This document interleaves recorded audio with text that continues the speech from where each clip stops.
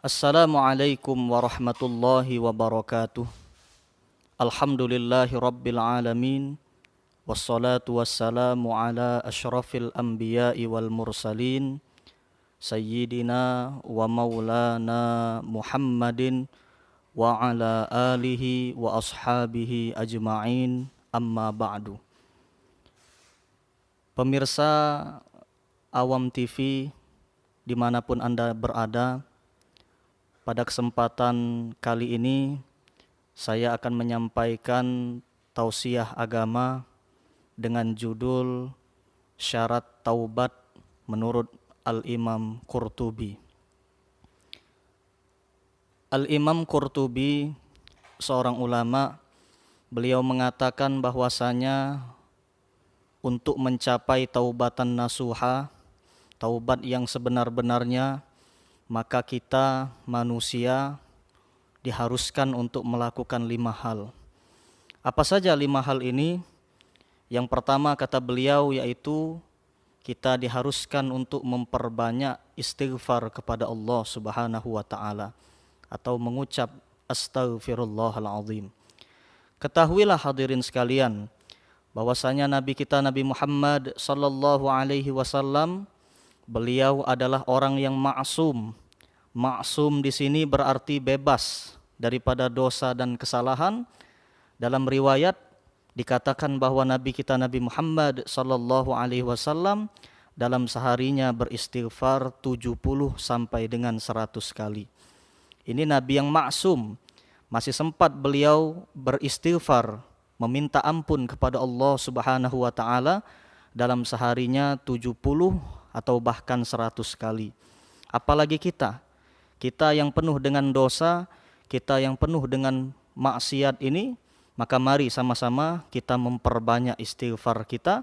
Paling tidak kita samai jumlah istighfar Nabi, atau balah kita tambah lagi, kita lebihi daripada jumlah istighfar Nabi kita Nabi Muhammad sallallahu alaihi wasallam. Itu yang pertama.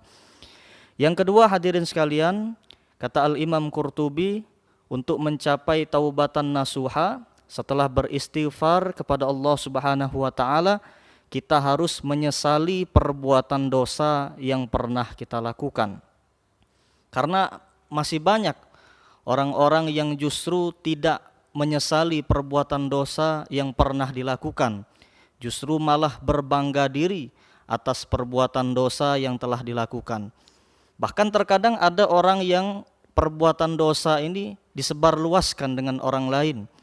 Aib, kekurangan ataupun kesalahan dirinya justru disebarluaskan dengan orang lain, dijadikan kebanggaan bahwa saya dulu misalnya pernah meminum minuman keras, saya pernah berjudi, saya pernah macam-macam perbuatan dosa yang dilakukan, tidak disesali tapi justru disebarluaskan dengan orang lain.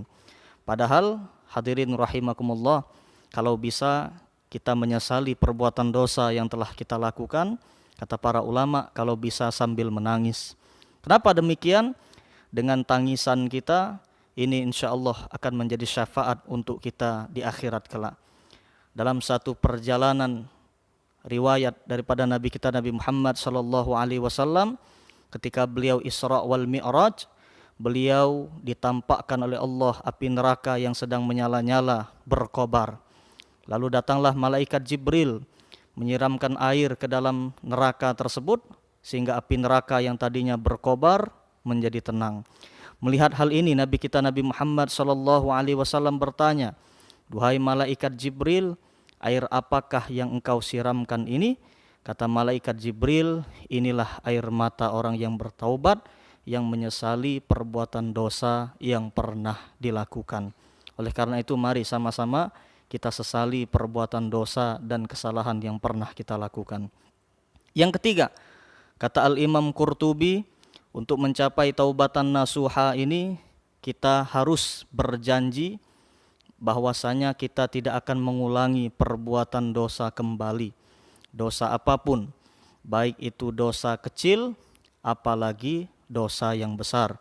Kuatkan diri kita, niatkan di dalam hati kita bahwasanya saya mulai hari ini akan berusaha untuk tidak mengulangi perbuatan dosa kembali.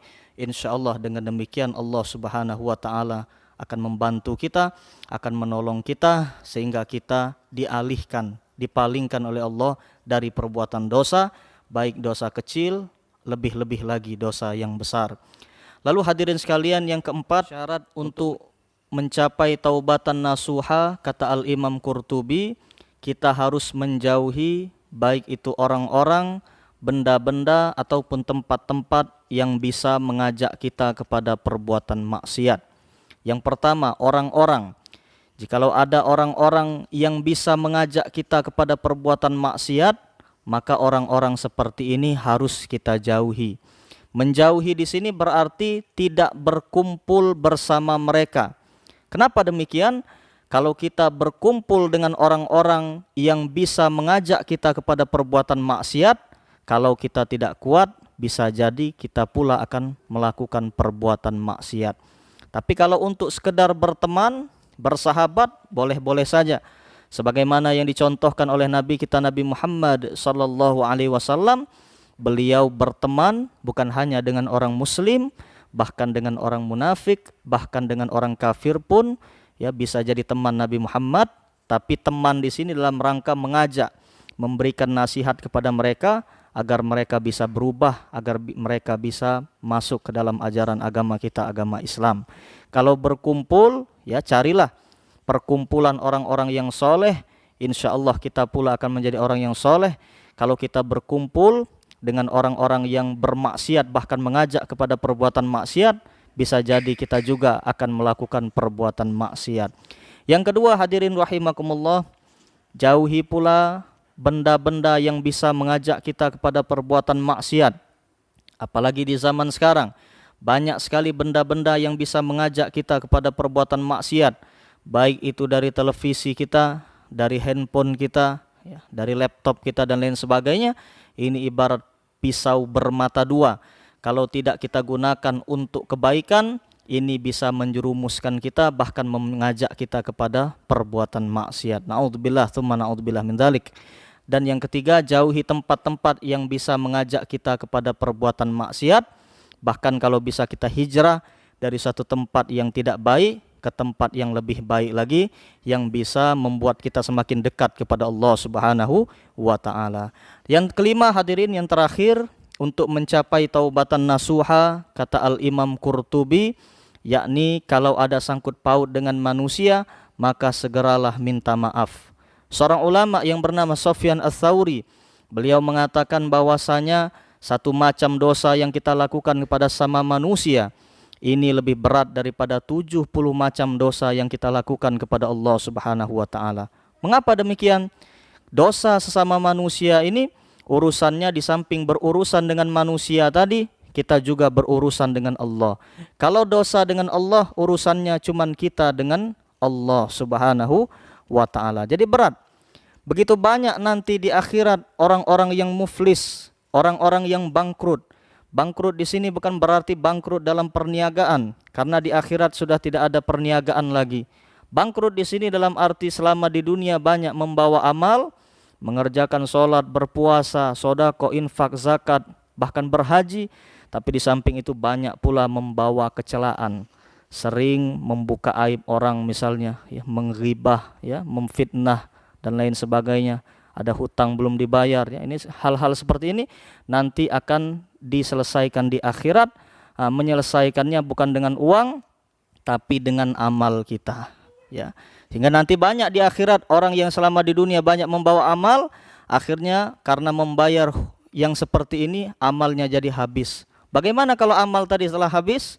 Maka dosa orang lain tersebut akan ditimpakan kepada orang ini, sehingga orang ini termasuk dalam golongan orang-orang yang muflis. Na'udzubillah, tsumma na'udzubillah min dzalik.